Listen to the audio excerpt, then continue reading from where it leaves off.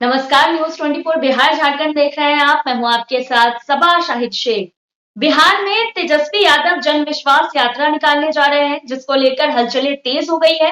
यात्रा निकालने से पहले तेजस्वी यादव ने सीएम नीतीश कुमार पर निशाना साधा, तो वहीं सम्राट चौधरी ने भी तेजस्वी यादव पर तंज कसा। उन्होंने कहा है कि तेजस्वी यादव को जन विश्वास यात्रा नहीं बल्कि लूट यात्रा निकालनी चाहिए।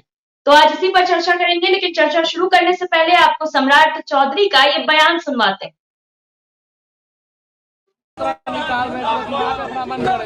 अरे पहले उनको लूट यात्रा निकालना था। बिहार में जो भ्रष्टाचार उन्होंने किया, उनके परिवार ने किया, वो पहले तो लूट यात्रा को बताना चाहिए कि जी कितना भ्रष्टाचार उन्होंने किया है, उनके परिवार ने किया। दिल्ली से आए हैं सर, क्या कुछ 2024 के चुनाव की पूरी तैयारी है। भारतीय जनता पार्टी और एनडीए मिलकर बिहार की सभी सीटें जीतने का। तो देखा आपने किस तरह से बिहार में सियासी पारा हाई है, आरोप प्रत्यारोप का दौर भी जारी। तो चलिए इसी पर चर्चा शुरू करते हैं। चर्चा के लिए हमारे साथ तमाम गेस्ट जुड़ रहे हैं। हमारे साथ जुड़ रहे हैं हमारे वरिष्ठ संवाददाता सौरभ कुमार जी, बीजेपी प्रवक्ता राकेश पोद्दार जी, आरएलजेपी प्रवक्ता मयंक मौली जी, जेडीयू प्रवक्ता अभिषेक गजेंद्र मुन्ना जी, कांग्रेस प्रवक्ता कमल कमलेश जी, आरजेडी प्रवक्ता अरुण कुमार जी। आप सभी का बहुत बहुत स्वागत है। सबसे पहले मैं राकेश पोद्दार जी से सवाल करना चाहूंगी। राकेश पोद्दार जी, क्यों लूट यात्रा निकालनी चाहिए तेजस्वी यादव को? देखिए सबा जी, मैं एक चीज कहना चाहता हूँ। पहले हम लोग अपने देश के लिए सोचते हैं, और देश मांग कर रही कि यही समय है, सही समय है।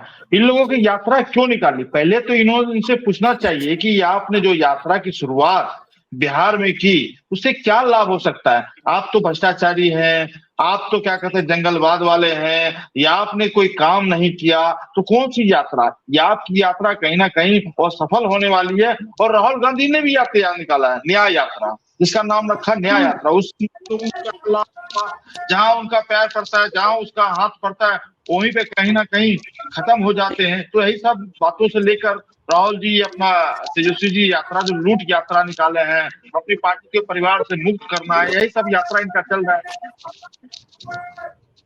चलिए ठीक है, तो अरुण जी से सवाल ले लेते हैं। अरुण जी, तेजस्वी यादव जो यात्रा निकाल रहे हैं, उससे क्या सियासी माहौल क्या रहेगा? क्या कुछ बदलाव होंगे? कुछ असर होगा इसका? असर तो शबा जी देख रहे हैं, बिहार के जो सत्ता पक्ष के लोग हैं, एनडीए में कितनी बेचैनी और बौखलाहट छिपा हुआ नहीं। तेजस्वी जी निकल रहे हैं 20 तारीख से लेकर 29 तारीख तक उनका जन विश्वास यात्रा कार्यक्रम है, और इस कार्यक्रम के दौरान हम अपनी उपलब्धियों को बताएंगे। 17 महीने के दौरान जो हमारे नेता तेजस्वी यादव जी ने काम करने का काम किया है महागठबंधन की सरकार में, चाहे सरकारी नौकरी देने की बात हो, चाहे जाति आधारित जनगणना कराने की बात हो, चाहे आरक्षण का दायरा बढ़ाने की बात हो, चाहे मानदेय दोगुने करने की बात हो, चाहे 2,17,000 सरकारी शिक्षकों को नौकरी देने की बात हो, चाहे 4 लाख से अधिक नियोजित शिक्षकों को राजकर्मी की दर्जा देने की बात हो। तमाम जो हमारे काम हुए हैं, मेडल लॉ, नौकरी पाओ, हर सेक्टर में, स्वास्थ्य सेक्टर में भी आपने देखा कि 60 मिशन के तहत काम हुए हैं, मिशन परिवर्तन के तहत काम हुए हैं। आज स्वास्थ्य व्यवस्था में जो आमूल चूल परिवर्तन प्रदेश भर में दिखाई पड़ रहा है, वो हमारे आदरणीय नेता तेजस्वी यादव जी के प्रण का परिणाम है। आज शिक्षा के क्षेत्र में भी जो आमूल चूल परिवर्तन दिख रहा है, तमाम काम जो मूलभूत चीज दिखाई पड़ रहा है, 17 महीने के दौरान जो काम हुआ है, और हमारे नेता तेजस्वी यादव जी का जो संकल्प था, और उस संकल्प के तहत ही हुआ है। तो सारे सवालों को लेकर हम जनता के बीच जा रहे हैं, हमारे आदरणीय नेता जनता के बीच जा रहे हैं। चूंकि बिहार की जनता का विश्वास तेजस्वी पर है, और बिहार की उम्मीद तेजस्वी है, और तेजस्वी यादव जी को भी विश्वास बिहार की जनता पर है, 13 करोड़ बिहारी वासियों पर है। तो हम लोग जा रहे हैं जनता के बीच, हमारे नेता बराबर जाते रहते हैं जनता के बीच, जनता की ही राजनीति करते हैं, जन सरोकार की ही जी राजनीति करते हैं, मुद्दों की ही राजनीति करते हैं। हमको बिहार की दुख दर्द की चिंता है, और जो महागठबंधन के जो भी कार्यक्रम है और जो काम है, हमारा जो नीति है, जो सिद्धांत है, विचार है, सारे चीज से अवगत हम कराने का काम करेंगे। और वहीं दूसरी तरफ एनडीए ने जिस तरीके से जनता के विश्वास का गला घोट कर नई सरकार बनाने का काम किया है, सारे चीज को हम बताने का काम करेंगे। हमारे चलिए ठीक है अरुण जी, कमल जी से सवाल ले लेते हैं। ठीक है अरुण जी, कमल जी, इससे पहले भारत जोड़ो न्याय यात्रा राहुल गांधी की हुई थी बिहार में, जिसमें तेजस्वी यादव खुद उनकी गाड़ी चलाते हुए दिखे थे। अब तेजस्वी यादव भी अपनी यात्रा निकाल रहे हैं, जन विश्वास यात्रा। तो क्या इसका कुछ फायदा इंडिया गठबंधन को होगा? देखिए, जहां तक जन विश्वास यात्रा की बात है, कहीं ना कहीं इसमें जो कांग्रेस पार्टी और आरजेडी का जो गठबंधन है, महागठबंधन को इसे आने वाले समय में बहुत ही फायदा मिलेगा, जिसका हम लोग आने वाले लोकसभा में इसका हम लोग परिणाम के रूप में इसको दर्ज करेंगे।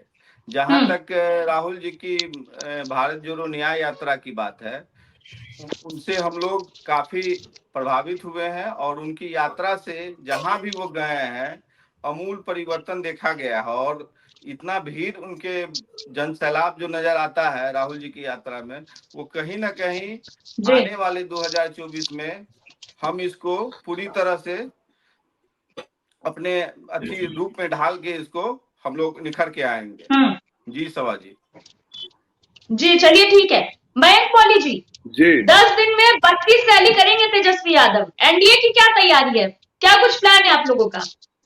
देखिए, सबसे पहले तो मैं ये कहना चाहूंगा कि मम्मी जी, पापा जी, भैया जी, दीदी जी, जीजा जी और घर के काम करने वाले तमाम नौकरों को कहिए कि अभी बेल पे रिहा जो हमारे नेता हैं, जिनके बारे में आपने बात करी, और 32 उनकी रैलियों की, और उन्होंने गठबंधन किसके साथ किया है, वही 2G, 3G, 4G, जीजा जी और दीदी जी वाली पार्टी के राहुल गांधी जी के साथ जो यात्रा कर रहे हैं।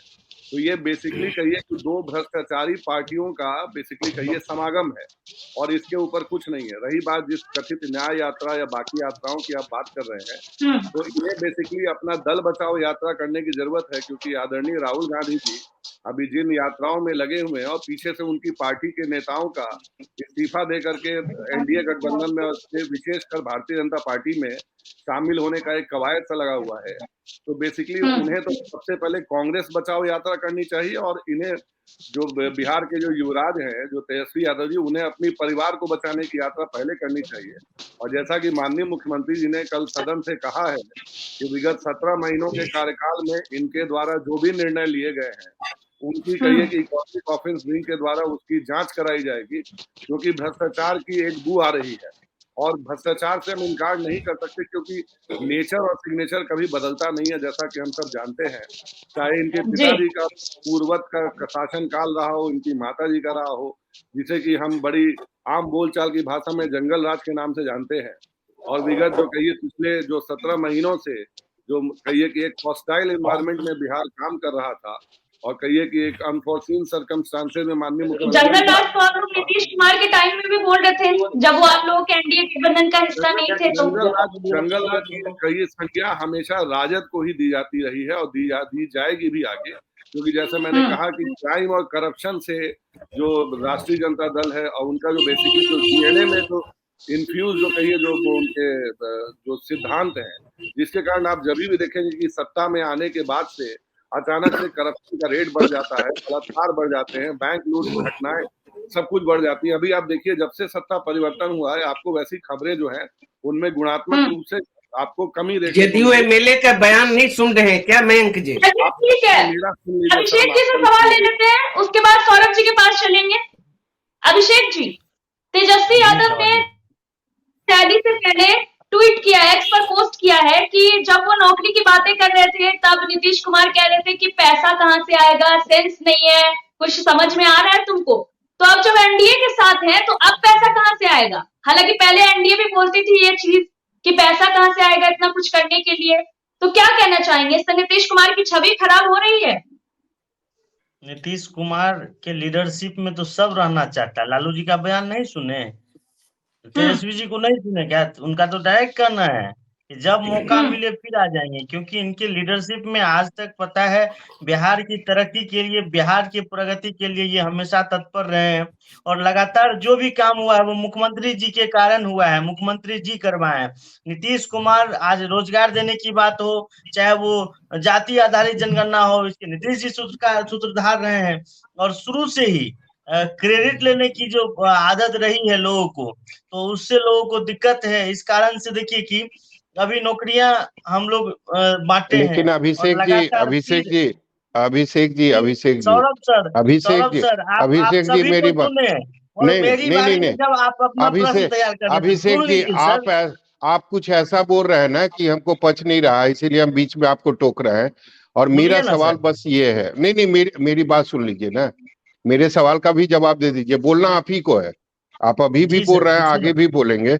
मुझे याद है 2020 का विधानसभा चुनाव, जब तेजस्वी यादव ने बोला था कि अगर मेरी सरकार बनी तो कैबिनेट की जो पहली बैठक होगी, मेरी पहली साइन से 10 लाख युवाओं को नौकरी दी जाएगी।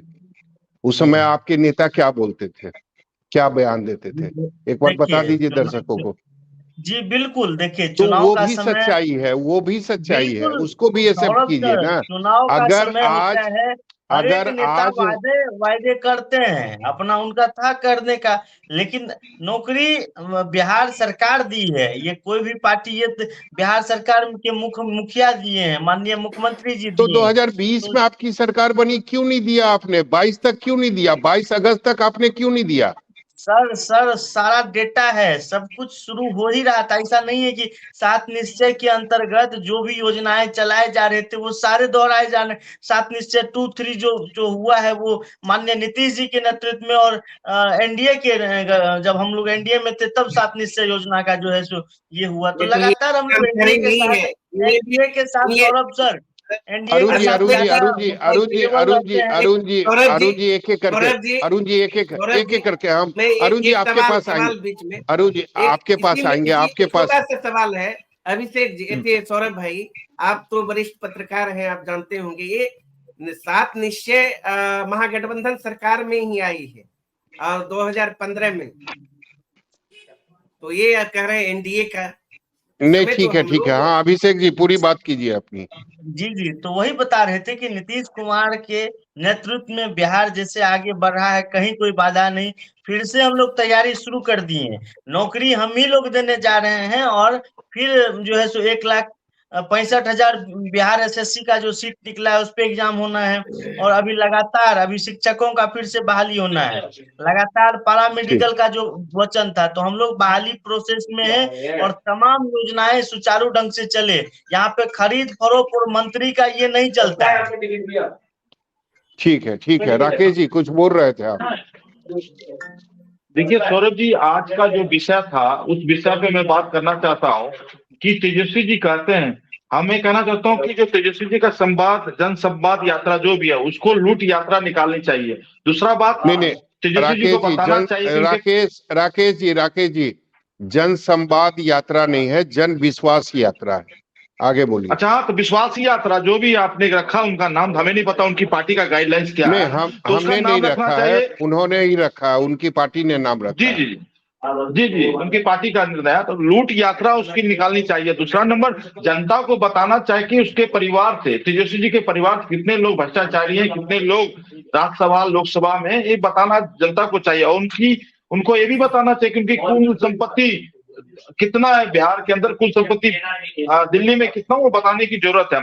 और उसके बाद उनको एक चीज और बताना चाहिए, जनता को बताना चाहिए कि अपनी पार्टी के परिवार के कितने लोग उनके सदस्य पार्टी में है, क्या वो पार्टी से मुक्ति उनको दिलाना चाहिए। तो जनता को भी ये भी बताने जरूरी है। और काट की हांडी सौरभ जी बार बार नहीं चढ़ती है, एक ही बार चढ़ती है, वो चढ़ चुकी है। अब जनता, बिहार की 13 करोड़ जनता जान चुकी है कि तेजस्वी जी के कारनामे, तेजस्वी जी के काम लेकर, जिस तरह जंगल राज रहा, जिस तरह अपहरण हत्याएं होती थी इनके राज 17-18 महीने, किस तरह इन लोगों ने किया और इनके जो एक ही समुदाय के लोग कुछ ज्यादा बिहार में बोलबाला हो गया तो ये सब बताना चाहिए। गुंडागर्दी जो भी हुआ बिहार के अंदर इनके राज्य में होता है, अक्सर जब ये आते हैं इधर तो अक्सर होता है, तो इन लोगों को जनता को बीच में बचाना चाहिए। और रही दूसरी बात, मैं और एक बात कहना चाहता हूँ, क्यों इनके यहाँ एक विधायक है प्रोफेसर चंद्रशेखर जी जो मधेपुरा से आते हैं, उन्होंने सनातन को गाली देने का काम किया, रामचरितमानस को गलत बोला।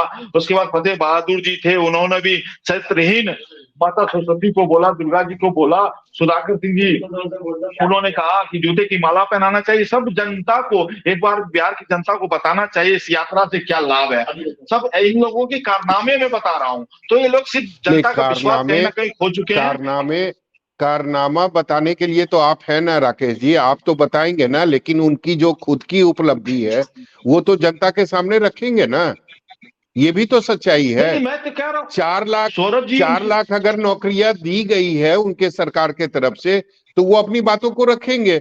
अगर उनकी सरकार ने जाति आधारित गणना करवाए, आंकड़ा जारी किया, आरक्षण का दायरा बढ़ाया, तो वो क्रेडिट क्यों नहीं लेंगे, क्यों नहीं अपनी उपलब्धि को जनता के सामने रखेंगे?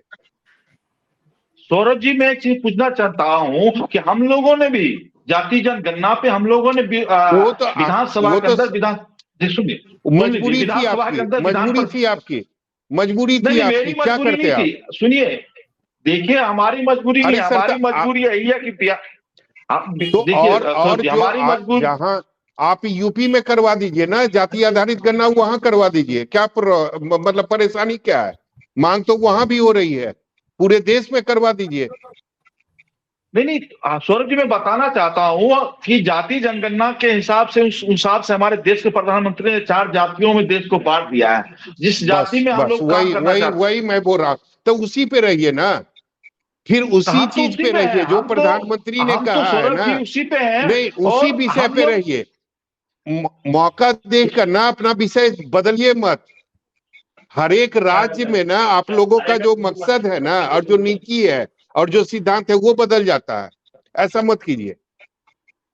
नहीं सौरभ जी, हमारा कोई सिद्धांत नहीं बदलता है। हम लोग जो भारतीय जनता पार्टी के एक कार्यकर्ता है, यही समय है, सही समय है, और हम लोग देश पार्टी के लिए काम भी, आज हमारे देश के प्रधानमंत्री कल कहा अधिवेशन में कि हम लोग पार्टी के लिए भी नहीं काम करते हैं, हम लोग राष्ट्र के लिए ना काम करते हैं, हम लोग अपने प्रदेश के लिए काम करते हैं, हम लोग अपने जिले के लिए काम करते हैं, हम लोग अपने ब्लॉक के लिए काम करते हैं, पार्टी के लिए नहीं। पार्टी हमारी सेकेंडरी है, पहले हमारा फर्स्ट देश है, हम देश के लिए काम करना चाहते हैं। और पार्टी की बात कर, हमारे यहाँ 16 करोड़ पार्टी के सदस्य हैं, क्या सभी विधायक बन जाएंगे? नहीं बनेंगे। सभी लोग लगे हुए राष्ट्र बनाने के लिए, राष्ट्र को आगे बढ़ाने के लिए, प्रदेश को आगे बढ़ाने के लिए, हम लोग उस कार्य में लगे रहते हैं। लेकिन ये लोग जो दूसरी पार्टी छिंदिया पार्टी है, हमने जो कारनामे इनके बताए, अरुण जी बता दे कि इनके कारनामे नहीं है। क्षेत्रीय पार्टी राकेश जी, क्षेत्रीय पार्टी आपकी जो सरकार है ना उसमें क्षेत्रीय पार्टी के ही नेता मुख्यमंत्री हैं, उनको भी तो हटाना चाहते हैं आप।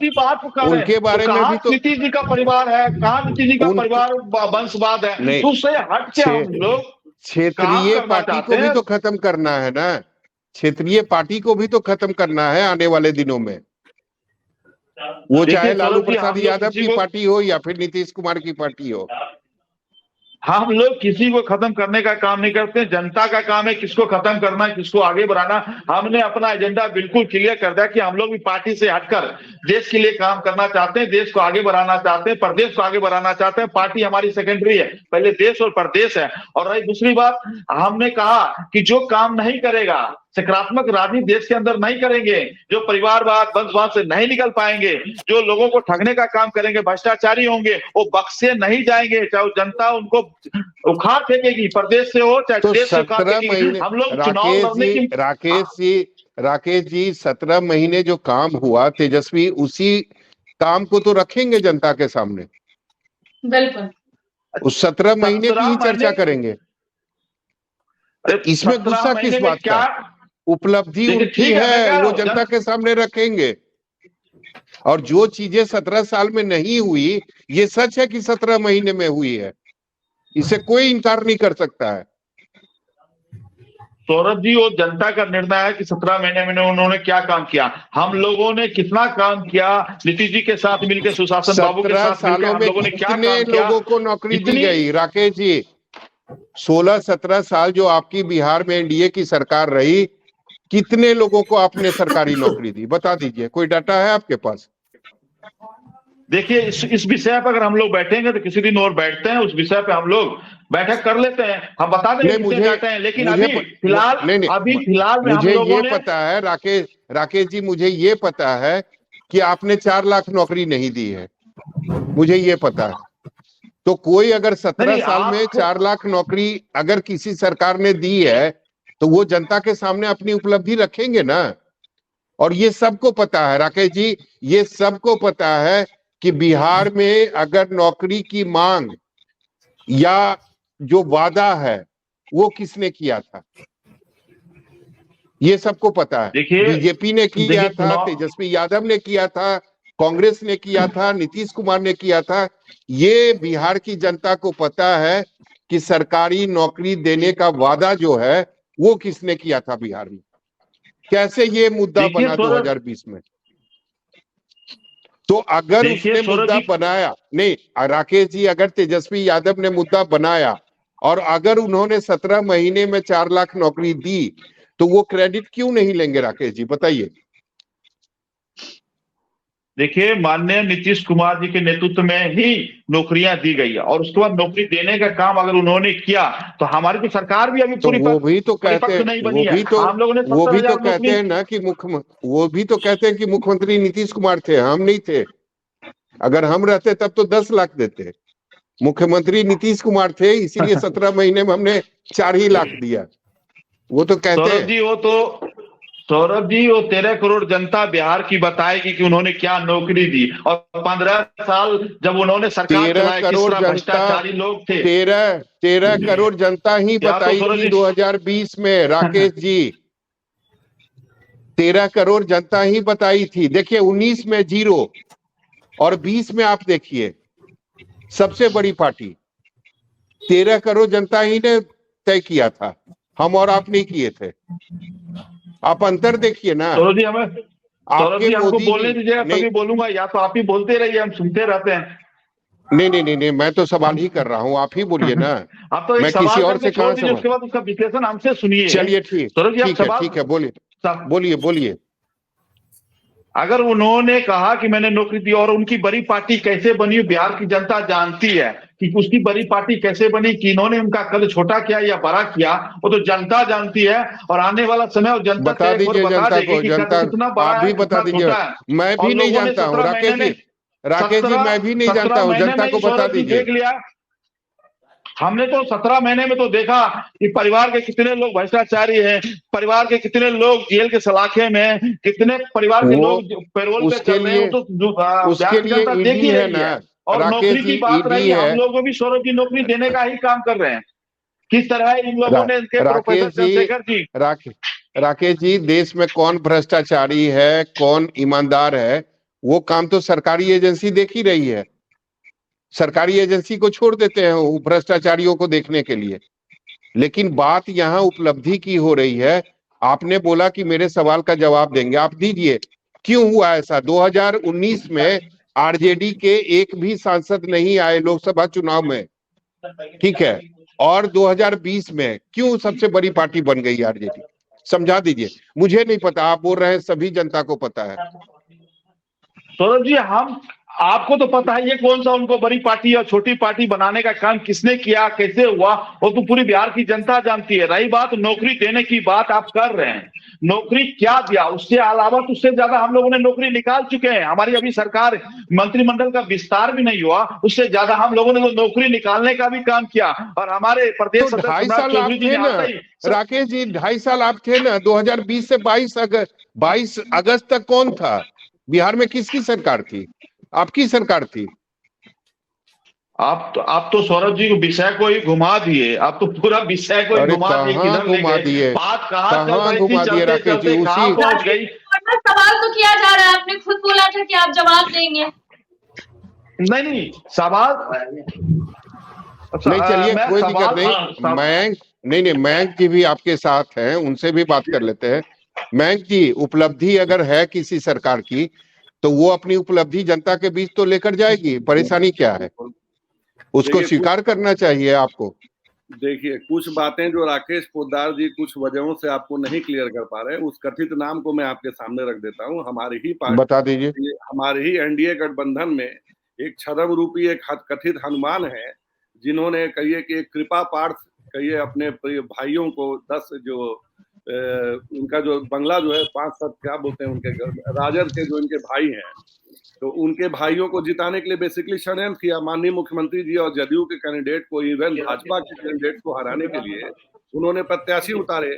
राघोपुर से लेकर के बकायदा हसनपुर विधानसभा में अपनी ही पार्टी के प्रत्याशियों का चुनाव कार्यालय तक। तो वो हनुमान किसके थे मयंक जी?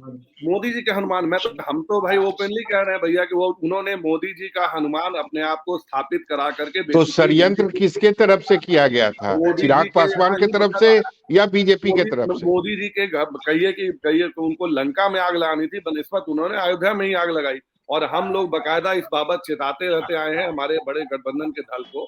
और रही बात जो यात्रा निकल रही है सर, तो उस यात्रा के बारे में मैं ये कहना चाहूंगा कि आदरणीय तेजस्वी यादव जी बड़े ही उद्यमी व्यक्ति रहे हैं अपने बचपन काल से ही, और उन्हें लिटरली पब्लिक को घूम घूम के एंटरप्रेन्योरशिप की ट्रेनिंग दी जानी चाहिए कि कैसे, जब वो कहिए कि बकायदा जब वो एडल्ट भी नहीं हुए थे उसके पहले वो कैसे अरबों रुपयों के मालिक हो गए थे।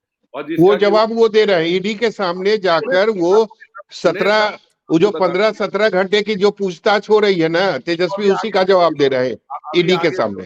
और आपने जो कहा कि 19 में 0 आई थी, यस 19 में 0 आई थी, 20 में किसी कारणों से मैच फिर से आगे बढ़े, और 24 में मैं पुनः आश्वस्त करता हूं कि उन्हें फिर से 0 सीट आएगी।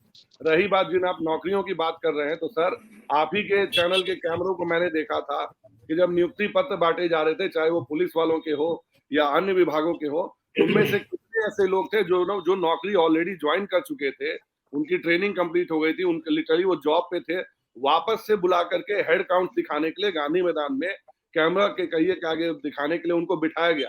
आपके चैनलों अन्य चैनलों ने बकायदा जब उनके वो इंटरव्यू लिए थे तो उनमें पाया गया कि बकायदा वो लोग तो ऑलरेडी 1.5-2 साल पहले से नौकरी कर रहे हैं, और जिन नौकरियों को एनडीए की सरकार ने उन्हें दिया था उस जमाने के लोगों को भी उठा उठा करके बकायदा वहां बिठाया गया।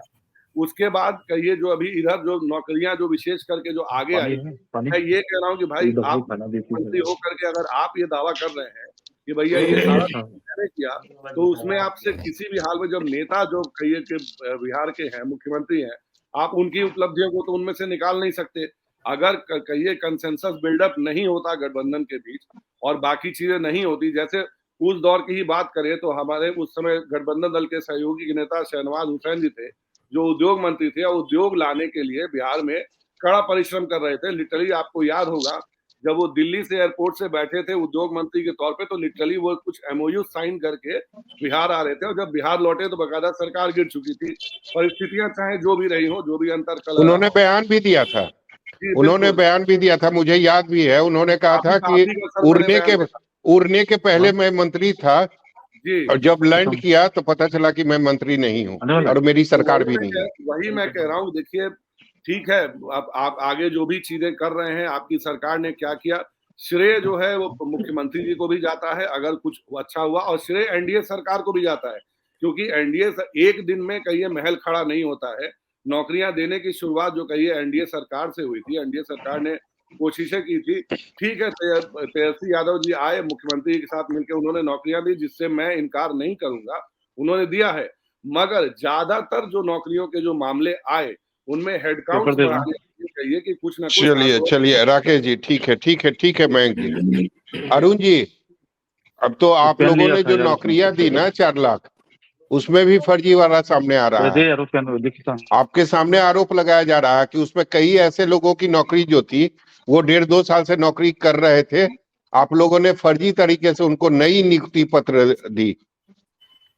देखिए, इन लोगों के कहने मात्र से कुछ नहीं होने वाला सौरभ जी, और सच्चाई और हकीकत जनता जानती है, और जनता सर्टिफिकेट आदरणीय नेता तेजस्वी यादव जी को दे चुके हैं, दे रही है। किसी भी अब नौजवानों से पूछ लीजिए, ये भी किसी से आप जाके पूछेंगे बिहार के किसी कोने में, रोजगार का मतलब तेजस्वी यादव, नौकरी का मतलब तेजस्वी यादव, तो हर जुबान से यही निकलेगा। लेकिन ये अरुण लोग जी, ये भी तो होगा ना, रोजगार का मतलब तेजस्वी यादव, आपने बिल्कुल सही बोला। नौकरी का मतलब तेजस्वी यादव, भ्रष्टाचार का मतलब आरजेडी, परिवार का मतलब आरजेडी, ये भी तो लोग पूछेंगे ना। नहीं नहीं नहीं एक और नहीं सर, नहीं, लैंड हाँ फॉर बिल्कुल, जॉब भी आपका तेजस्वी आपका यादव ही थे। नहीं नहीं, बिल्कुल बिल्कुल बिल्कुल, ये तो नौकरी के देश की बदले जनता, अगर जमीन बिल्कुल ली गई तो बिल्कुल इसमें भी बिल्कुल। आरजेडी का नाम आएगा। आप नहीं नहीं, आप तो सौरभ जी पूरे देश में देख रहे हैं किस तरीके से तमाम विपक्षी दलों के नेताओं पर शिकंजे कसे जा रहे हैं, ईडी का, सीबीआई का, इनकम टैक्स का, और गलत गलत मामले में उनको फंसाकर उनकी छवि को धूमिल किया जा रहा है। यह छिपी हुई बातें नहीं है। और जहां तक लैंड जो फॉर माननीय उच्च जॉब का न्यायालय मामला उस है, तरह प्रश्न आप नहीं उठा सुनिए, सकते। मयंक जी बोलने सुनिए, दीजिए, मयंक मैं जी सुन उनको रहा बोलने था, दीजिए। हाँ अरुण जी आप बोलिए बोलिए, जी। आप बोलिएगा। अब आपने इस प्रकरण को आप लंबे अरसों से देख रहे थे। जब नीतीश जी आए थे 2017 में भी, तो उससे पहले इसी आधार पे गठबंधन तोड़ के चले गए थे। तो फिर उसके बाद देखे कहाँ चला गया वो मामला, फिर मामला दब गया, कभी खुलता है कभी बंद होता है। ठीक है, करप्ट है, भ्रष्टाचारी है, सूली पे लटका दो भाई तेजस्वी यादव जी को। तेजस्वी यादव जी कहाँ भाग रहे हैं? तो ये नहीं चलेगा। अभी लंबी लंबी बात मयंक जी, राकेश जी और रात दिन भारतीय जनता पार्टी का छोटा से लेके बड़ा नेता अमित शाह तक और मोदी जी तक करते हैं, परिवारवाद, वंशवाद। ये वंशवादी पार्टी के नेता है ना मयंक जी, हम वंशवादी पार्टी नहीं है। वंशवाद का चिराग जी, एक्सप्लेनेशन पारस माननीय जी, प्रधानमंत्री सुनिए जी ने सदन में सुनिए दे दिया सुनिए, है। अरे सुनिए कहिए ना, कि चपरासी सुन, क्वार्टर से रह अरे करके बीमारी महलों नहीं में है आने सुनने, वाले जो कथित नहीं वंशवादी सुनने की परिवार की बीमारी है पार्टियां मयंक हैं, जी, वो ट्रीटमेंट करा उनके लीजिए। वंशवाद से दिक्कत सुनिए है। सुनिए, एक अभी मिनट, सुनिए, मयंक जी, मयंक बोलने जी दीजिए, एक एक करके बोलिए, बोलने मयंक जी एक एक करके बोलिए, बोलने अरुण जी दीजिए। बोलिए, अपनी बात पूरी कीजिए। सौरभ जी, तो ये लोग जहां देखेंगे सारे इनके जो भारतीय जनता पार्टी के गठबंधन है, सारे जो वंशवादी और परिवारवादी पार्टियों के साथ गठबंधन ये करते हैं। और इनके दल में 100 से अधिक ऐसे नेता हैं जो परिवार, उनका बाप मिनिस्टर, उसका बेटा मंत्री रहा है, इतिहास है, 2-3 पीढ़ी से वो राजनीति में है। 100 से अधिक बड़े नेता हैं, आप भी जानते हैं। बिहार में भी तो 2 कितना दर्जन से फायदा अधिक है। होगा अरुण जी, आपको नहीं क्या नहीं, लगता है इस यात्रा अब से? एक सौरभ जी, सौरभ इस जी एक यात्रा मिनट में से कितना मैं फायदा समाप्त होगा? करूंगा। मैं जी जी। बताता हूँ सौरभ जी, अब भ्रष्टाचार की बात करेंगे। अभी देखिए अशोक चौहान जी आगे कांग्रेस में थे तो भ्रष्टाचारी थे, और वो उनके पाले में चले गए, एक दिन दूसरे दिन एमपी बन गए, वो दूध के धुले हो गए। अजीत पवार, हेमंत बिस्वा, ऐसे दर्जनों नेता आप भी जानते हैं। आज देखिए ना, 3300 करोड़ का सृजन घोटाला हुआ है बिहार में, और उस सृजन घोटाले में जगजाहिर तमाम 1 दर्जन भारतीय जनता पार्टी के नेता का संलिप्तता सामने नाम आया है। और डिप्टी सीएम और सह वित्त मंत्री सुशील मोदी जी थे। इतना बड़ा घोटाला हुआ, लेकिन आपने आज तक सुना सीबीआई ने एक कोरम भी पूरा किया हो पूछताछ के लिए? 17 साल से बिहार में एनडीए की सरकार रही है, दोनों की गठबंधन, शौचालय घोटाला से लेके, कॉक घोटाला से लेके, कितना घोटाला अरुण जल जी नल समय से की लेके कमी हुआ है, है। अरुण जी समय की लेकिन कमी है। हाँ, मैं ये 12 महीने में आपने भ्रष्टाचार क्यों और नहीं करवाई है? परिवारवाद पे बता रहा था। हाँ सौरभ जी, जहां तक आप जन विश्वास यात्रा से लाभ की बात कर रहे थे, तो आप तो आपने खुद ही शुरू से ही कहा 2020 का परिणाम है, जनता का विश्वास तेजस्वी पर है ही, तेजस्वी जी का भी विश्वास लेकिन जनता पर है। अरुण जी जनता ये के चुनाव जो चहेते है ना, नेता है। अरुण जी ये जो चुनाव आने वाला है ना, ये 2024 का लोकसभा चुनाव है। तो 24 का लोकसभा चुनाव है, तो सौरभ जी पूरे देश में मुद्दा बना मोदी, जन सरोकार के सवालों पर होगा। नो की भावनात्मक मुद्दे और नारे के सहारे पर लोगों को रोजगार चाहिए, नौकरी चाहिए, भूख मिटाने वाला पार्टी चाहिए, जो रोजगार की बात करे, जो भूखमरी मिटाने की बात करे, चलिए गरीबी ठीक है, मिटाने की ठीक है, बात करे, महंगाई ठीक कम है अरुण करने जी, की बात करे, तो अरुण आपने जी समय की नहीं नहीं कमी, सौरभ जी, अरुण जी समय, सौरभ जी मैं एक लाइन में आपने देखा 2014 से लेके 19 तक के लोकसभा चुनाव में केंद्र सरकार ने कितने वादे किए नरेंद्र मोदी जी ने? आप बता दीजिए, जो उनका संकल्प था, एक भी संकल्प पूरा हुआ हो? अभी आप बिहार की ही बात कर लीजिए, 2020 में सौरभ जी 10 लाख हम लोगों की भी नौकरी बोलने का मौका दिया जाए।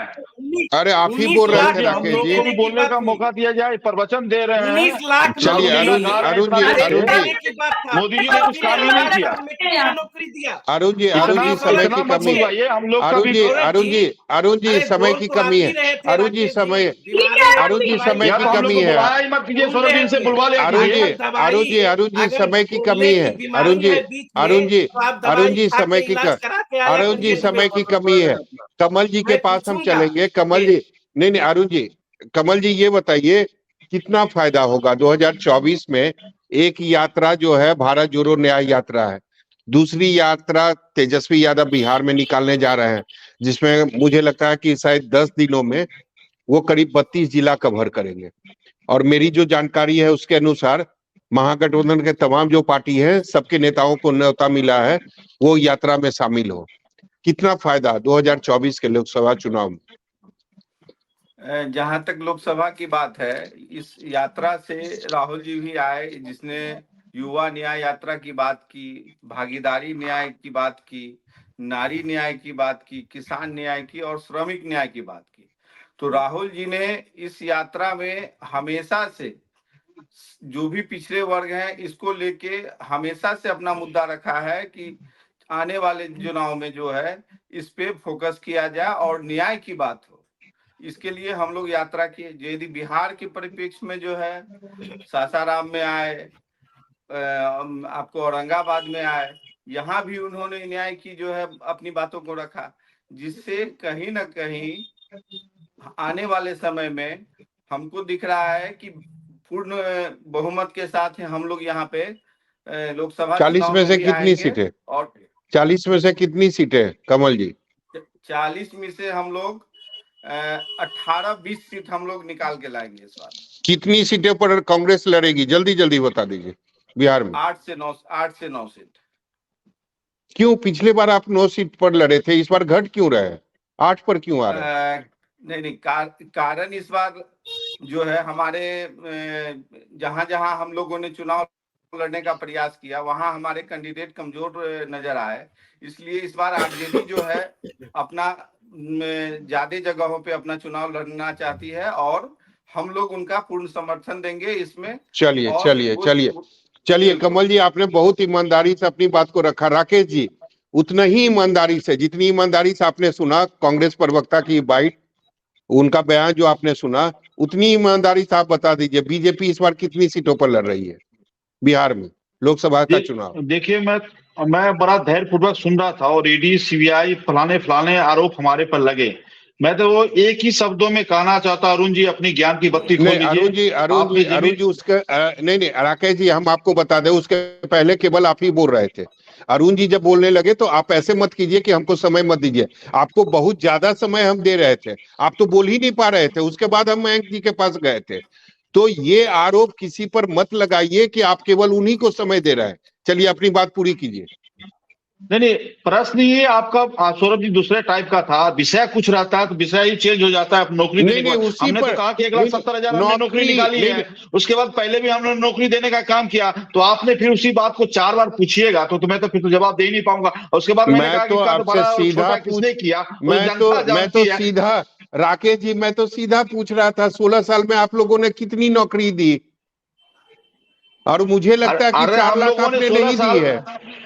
नहीं सौरभ जी, अगर 16 सालों में नौकरी नहीं दी होती तो हमारी वहां सरकार नहीं बनती, हमारे विधायक नहीं आते, हमारे सांसद नहीं आते और हम लोग देश में सरकार चलाने का काम नहीं करते। रही दूसरी बात छोड़िए, अरे आप लोगों ने 2 लाख नौकरी दी राकेश जी आप लोगों ने 2 लाख नौकरी दी नहीं दी ना? सरकार आपकी बनी, बिल्कुल बनी।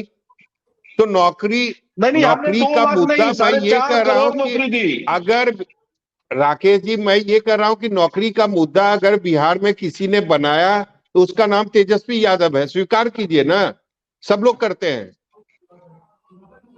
चलिए ठीक है, हम लोगों ने भी 1,70,000 नौकरी अभी निकाली है। 70,000 फाइनेंस मिनिस्टर हमारे सम्राट चौधरी जी ने निकालने का काम किया है। और दूसरी बात रही जो आज कांग्रेस के प्रवक्ता बोल रहे थे कि भारत जोड़ो यात्रा से क्या लाभ हुआ? 10 साल से एक ही दुकान पर एक ही माल बेचने का काम कर रहे हैं। हम लोग तो इनकी भी चिंता करते हैं, कांग्रेस की भी चिंता करते हैं, कम से कम सकारात्मक राजनीति करके विपक्ष में बैठने का काम करें। दूसरी बात रहा कि हम लोगों ने 10 साल का जो काम किया वो जनता के बीच में हम लोगों ने कर दिया। जो वादे करके आए थे 2019 में, उस वादे को हम लोगों ने पूरा कर दिया। जितने भी सारे देश के मुद्दे थे जो हमारे घोषणा पत्र में थे, हम लोगों ने काम करने का काम किया। कितनी सीटें? 40 में से कितनी सीटें? 40 में से हम लोग कितनी 40 सीटें? जीतेंगे। 39 पिछली बार हम लोग जीते थे, इस बार 40 का 40 सीट जीत के। चलिए मैं जी अरुण जी समय की कमी है। अरुण जी समय की कमी। अरुण जी समय की कमी। अरुण जी समय की कमी है। अरुण जी समय की कमी। अरुण जी समय की कमी है। अरुण जी समय की कमी है। मयंक जी अंतिम कमेंट, 40 में से कितनी सीटें एनडीए के खाते में बिहार में? 40 डेफिनेटली, बिल्कुल बिना किसी लाव लपेट के मैं बोलना चाहूंगा 40 में से 40। अभी यात्रा का कोई असर नहीं होगा बिहार में? बिल्कुल नहीं होगा, बिल्कुल नहीं हो। यात्रा का असर जब सर पूरे देश में नहीं हुआ तो अभी कहां से होना जाएगा? कथित भारत जोड़ो यात्रा जो कन्याकुमारी से लेकर कश्मीर तक गई थी, उसके बाद जो 5 राज्यों के जो चुनाव आए, आपने के रिजल्ट जो आए, आपने उसमें नतीजा उसका देख लिया। जो बीच में जो बातें जो कही बिहार में, जो जातिगत जनगणना के नाम पे जो बिहार को कहिए जातिवाद के दंश में धकेलने की जो बात चल रही थी, जातिगत जनगणना के कोई खिलाफ नहीं था, लेकिन जातिगत उन्माद जो फैलाया जा रहा था बकायदा राजद के विभिन्न मंचों के द्वारा, और जो कथित प्रतिशत जो बात। चलिए मयंक जी समय की कमी है तो सभा आपने देखा। निश्चित तौर पर ये पहली बार नहीं है जब मुख्यमंत्री नीतीश कुमार आरजेडी से अलग हुए हैं, तेजस्वी यादव से अलग हुए हैं। 2017 में भी वो अलग हुए थे, लेकिन 2017 में तेजस्वी यादव इस तरह का कोई यात्रा उन्होंने नहीं निकाली थी। निश्चित रूप से उस समय उनके सामने कोई बड़ी उपलब्धि नहीं थी। यानी मुझे याद है जहां तक शायद 2.5 साल के आसपास उस समय महागठबंधन की सरकार रही थी बिहार में, लेकिन इतनी बड़ी कोई उपलब्धि नहीं थी कि तेजस्वी यादव जनता के सामने जाते और वो अपनी उपलब्धियों को जनता के सामने रखते। लेकिन निश्चित तौर पर इस बार तेजस्वी यादव के सामने 1 नहीं 2 नहीं बल्कि 3, 4, 5, 10 ऐसी उपलब्धि है जो वो जनता के सामने रखेंगे और वो क्रेडिट लेने की कोशिश करेंगे। कारण ये राजनीति है, इसमें हर पार्टी का अपना अपना अलग अलग रणनीति होती है। तो हर पार्टी जो है अपनी अपनी रणनीति के अनुसार अपना अगला कदम बढ़ाता है। तेजस्वी यादव के पास ऐसे भी अब कोई काम नहीं है, वो सत्ता से बेदखल हो चुके हैं। तो निश्चित तौर पर अगर वो अपनी उपलब्धियों को अगर जनता के सामने लेकर जाएंगे तो निश्चित रूप से आने वाले समय में, आने वाले चुनाव में, चाहे 2024 का चुनाव हो, 2025 का चुनाव हो, उनको निश्चित रूप से फायदा मिलने वाला है। जी बिल्कुल, बहुत बहुत शुक्रिया आप सभी लोगों का हमारे साथ जुड़ने के लिए। दरअसल तेजस्वी यादव जन विश्वास यात्रा निकालने जा रहे हैं, जिससे हलचल मची हुई है बिहार में। आरोप प्रत्यारोप का दौर भी जारी है। हालांकि अब ये देखना दिलचस्प होगा कि तेजस्वी यादव की ये यात्रा कितनी कारगर साबित होती। फिलहाल के लिए इतना ही। देखते रहिए न्यूज़ 24 बिहार झारखंड।